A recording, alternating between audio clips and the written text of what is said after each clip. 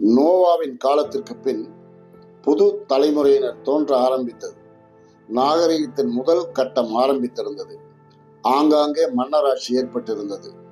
அப்போது அதிகமான புது ஆன்மாக்களை வாடியா அனுப்பி கொண்டிருக்க, அந்த பொறுப்பாளரும் முதல் பிறவிக்காய் பூமியில் பிறந்தார். ஒரு விவசாயி வீட்டில் 2 வயது வரை பால் குடித்தார். பூமியில் விளைந்த எந்த தாவரத்தையும் தானியத்தையும் உண்டதே இல்லை.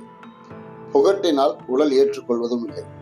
அப்போது நிமிர்ந்து பார்த்து ஒய்எஸ் பின் ஆட்டுப்பால் ஒன்றை 5 வயது வரை குடித்தார். 6வது வயதில் காட்டுக்கு சென்று சில செடிகளை பறித்து வந்து அவித்து நசுக்கி உண்ண ஆரம்பித்தார். அதிர்ந்து போயினர் பெற்றோர்.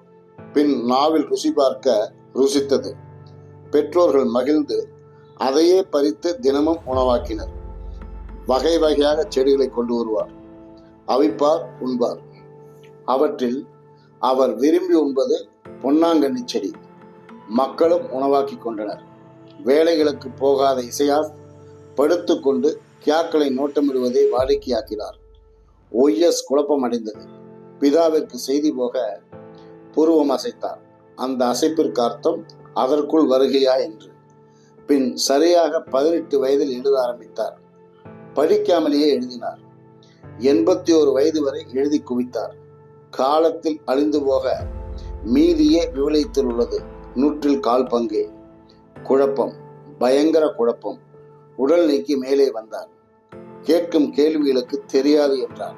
மறைக்கவில்லை, உண்மையிலேயே தெரியாமல் இருந்தார். பயந்தோம். பிதாவோ விசாரிக்க வேண்டாம், விட்டுவிடுங்கள் என்றார். அடுத்த பிறவிக்கு அவரை அனுப்பும் முயற்சியை கைவிடச் சொன்னார். நிலவில் இடம் ஒதுக்கி தவத்தில் அமரச் சொன்னோம். தவமா? யாருக்கு? நீங்கள் இருங்கள் தவம், நான் இருந்து என்ன பண்ண போகிறேன்? அடியோடு விட்டுவிட்டோம். சுற்றினார். மிசோனாக்கள் போனார். சிலுக்கியாவில் புது புது கீரைகளை வாங்கி தூவினார். பிதாவிடம் தைரியம் உள்ளவர்கள் கேட்டும் விட்டனர். யார் அவர் சொல்லுங்கள் என்க தெரியவில்லையே. மீறி பேச முடியுமா? அமைதியானோம். ஒருவர் பிடித்தார் சரியாக, சுஷ்டே. ஆனால் அவரும் மௌனம் சாதித்தார்.